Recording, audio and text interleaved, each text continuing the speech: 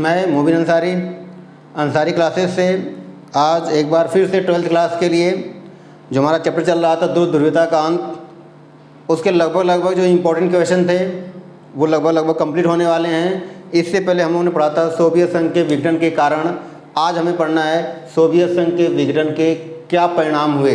ये भी question important है और ज़्यादातर क्वेश्चन ये 6 मार्क्स के आते हैं।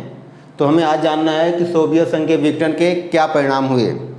तो इसको लिखने से पहले हमें थोड़ा सा 2 लाइन की पृष्ठभूमि या भूमिका जानना है कि सोवियत संघ जो 15 देशों का एक गणराज्य था, 25 दिसंबर 1991 में इसका विघटन हो गया।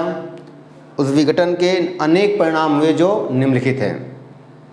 अब इसमें पहली हेडिंग डालनी है शीत युद्ध का अंत या शीत युद्ध के दौर का अंत। शीत युद्ध का अंत। अब इसमें व्याख्या करना है कि दूसरे विश्व युद्ध के बाद अमेरिका और सोवियत संघ के मध्य शीत युद्ध प्रारंभ हुआ था और लगभग 4 दशकों तक ये चलता रहा। और जैसे ही सोवियत संघ का अंत हुआ या विघटन हुआ, उसके विघटन के साथ ये जो लंबा शीत युद्ध का दौर था वो समाप्त हो गया। दोबारा सुनना है, इसमें लिखना है कि शीत युद्ध का प्रारंभ 1945 में या दूसरे विश्व युद्ध के बाद अमेरिका और सोवियत संघ के मध्य प्रारंभ हुआ, जो लगभग 4 दशकों तक चलता रहा। और सोवियत संघ के विघटन के साथ ही शीत युद्ध के दौर का अंत हो गया। क्यों? क्योंकि अब सोवियत संघ महाशक्ति नहीं रही, ये गणराज्य क्या हो गया? समाप्त हो गया। तो ये पहला पॉइंट हो गया शीत युद्ध का अंत। ये मैं लिख नहीं रहा हूँ, इसलिए मैं आराम से बोल रहा हूँ कि आपको नोट्स बनाना है कि सोवियत संघ के विघटन का जो पहला परिणाम क्या था। तो हेडिंग डालेंगे शीत युद्ध का अंत। इसमें लिखना है कि शीत युद्ध की शुरुआत दूसरे विश्व युद्ध के बाद अमेरिका और सोवियत संघ के बीच प्रारंभ हुआ। फिर दूसरा पॉइंट बता देना कि ये लगभग 4 दशकों तक चला और जैसे ही सोवियत संघ का विघटन हुआ, उसके विघटन होते ही ये जो लंबा शीत युद्ध का दौर था ये समाप्त हो गया। और अब कोई अब जो सोवियत संघ थी वो महाशक्ति नहीं रही। ये पहला पॉइंट। दूसरा बताना है एक ध्रुवीय विश्व। हेडिंग क्या है? एक ध्रुवीय विश्व या इसे कहेंगे अमेरिकी वर्चस्व का उदय। बताना है कि सोवियत संघ का जैसे ही विघटन हुआ, इसमें लिखना है कि सोवियत संघ का 1991 में विघटन हो गया। इसके विघटन के बाद अब पूरे विश्व में एकमात्र महाशक्ति के रूप में अमेरिका का उदय हुआ। अर्थात पूरे विश्व में किसका वर्चस्व स्थापित हो गया? तो अमेरिका का वर्चस्व स्थापित हो गया। अर्थात पूरा विश्व एक ध्रुवीय बन गया। दोबारा सुनना है, हेडिंग डालना, इसमें लिखना है कि 1991 में सोवियत संघ का विघटन हुआ। विघटन के साथ ही ये जो पहले पूरा विश्व 2 ध्रुवों में 2 गुटों में बटा हुआ था, जो सोवियत संघ नामक ध्रुव या गुट था वो समाप्त हो गया। अब पूरे विश्व में एकमात्र महाशक्ति के रूप में अमेरिका का उदय हुआ। अर्थात पूरे विश्व में अमेरिका का वर्चस्व स्थापित हो गया। तो ये दूसरी हेडिंग हो गई। तीसरी हेडिंग बताना है कि हथियारों की होड़ की समाप्ति। हथियारों की होड़ की, तो बताना कि शीत युद्ध के दौरान अमेरिका और सोवियत संघ में एक दूसरे को नीचा दिखाने के लिए, एक दूसरे से ताकतवर बनने के लिए हथियारों की होड़ प्रारंभ हो गई थी। दोबारा सुनना है, इसको पॉइंट करना है कि सोवियत संघ और अमेरिका के बीच जब शीत युद्ध प्रारंभ हुआ था, तो उस शीत युद्ध के दौरान ये दोनों महाशक्तियाँ अपने अपने को और ज़्यादा शक्तिशाली दिखाने के लिए, बनाने के लिए एक दूसरे से हथियारों की होड़ की और एक दूसरे को नीचा दिखाने के लिए ज़्यादा से ज़्यादा हथियारों का निर्माण किया। तो शीत युद्ध के दौरान जो हथियारों की होड़ प्रारंभ हुई थी, सोवियत संघ के विघटन होते ही हथियारों की होड़ समाप्त हो गई। क्यों? क्योंकि अब अमेरिका से होड़ करने वाली कोई शक्ति नहीं बची। इसमें बताना है कि शीत युद्ध के दौरान अमेरिका और सोवियत संघ के बीच हथियारों की होड़ प्रारंभ हो गई थी। अमेरिका और सोवियत संघ एक दूसरे को नीचा दिखाना चाहते थे और एक दूसरे से ताकतवर बनना चाहते थे, इसलिए ज़्यादा हथियारों का निर्माण कर रहे थे। लेकिन जैसे ही सोवियत संघ का विघटन हुआ, उसके बाद हथियारों की होड़ समाप्त हो गई। नेक्स्ट हेडिंग है नए राष्ट्रों का उदय। नए राष्ट्रों का उदय, तो बताना है कि सोवियत संघ क्या था, 15 गणराज्यों का एक समूह था।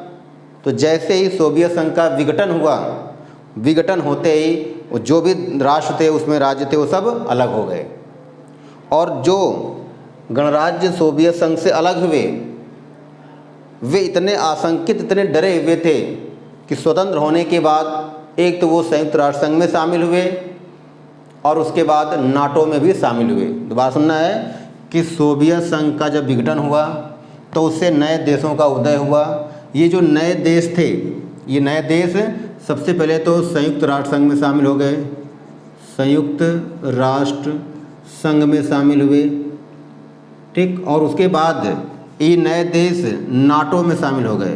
किस में शामिल हो गए? नाटो में शामिल हो गए। नाटो क्या है ये कभी बाद में बता देंगे, या अभी इस क्वेश्चन के बाद बता देंगे कि नाटो क्या एक सैन्य गठबंधन है।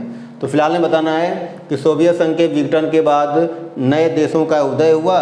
ये नए देश इतने सशंकित थे, इतने डरे हुए थे कि कहीं इनको फिर से न मिला लिया जाए, इसलिए ये सबसे पहले संयुक्त राष्ट्र संघ में शामिल हुए और बाद में नाटो में शामिल हो गए, ठीक। नेक्स्ट हेडिंग है रूस सोवियत संघ का उत्तराधिकारी। सोवियत संघ का जब विघटन हुआ 1991 में, इसके बाद रूस जो सोवियत संघ था उसमें सबसे बड़ा राज्य था, इसलिए रूस सोवियत संघ का उत्तराधिकारी बना। इसमें बताना, एक लाइन लिखना है कि सोवियत संघ का जब विघटन हुआ तो सोवियत संघ के जो गणराज्य थे उनमें रूस सबसे बड़ा था और वही सोवियत संघ का उत्तराधिकारी बना।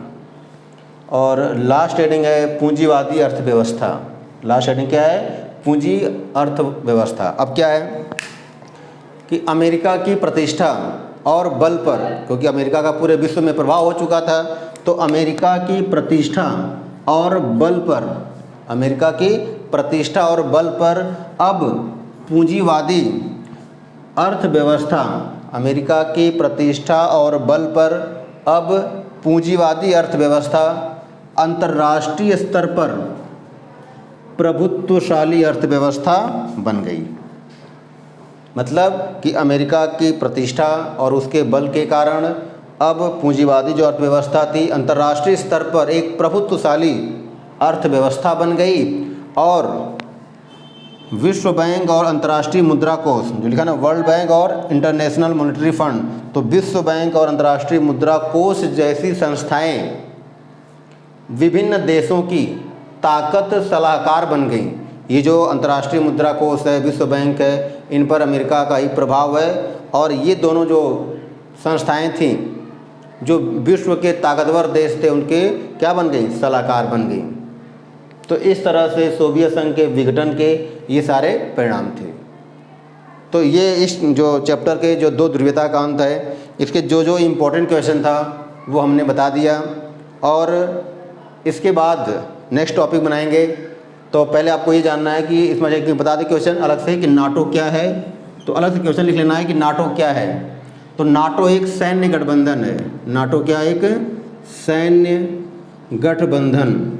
नाटो क्या? एक सैन्य गठबंधन, मतलब कई देशों के सैनिकों को मिलाकर यह गठबंधन बनाया गया था। इसकी स्थापना कब हुई थी? तो इसकी स्थापना अप्रैल 1949 में हुई थी।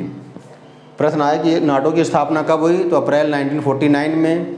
ये क्या है? तो सैन्य गठबंधन है। जब स्थापना हुई तब कितने देश थे? तब इसमें कुल 12 देश थे। और इसका मुख्यालय कहाँ है? तो ब्रुसेल्स में है, ठीक। मुख्यालय कहाँ है? ब्रुसेल्स में। तो ये हो गया नाटो के बारे में शॉर्ट में कि नाटो क्या है। नाम जानना है, नॉर्थ अटलांटिक ट्रीटी ऑर्गेनाइजेशन, उत्तरी अटलांटिक संधि संगठन। यह क्या है? एक सैन्य गठबंधन है। इसकी स्थापना कब हुई? अप्रैल 1949 में। उस समय कुल कितने देश थे? 12 देश थे। इसका मुख्यालय कहाँ है? ब्रुसेल्स में है।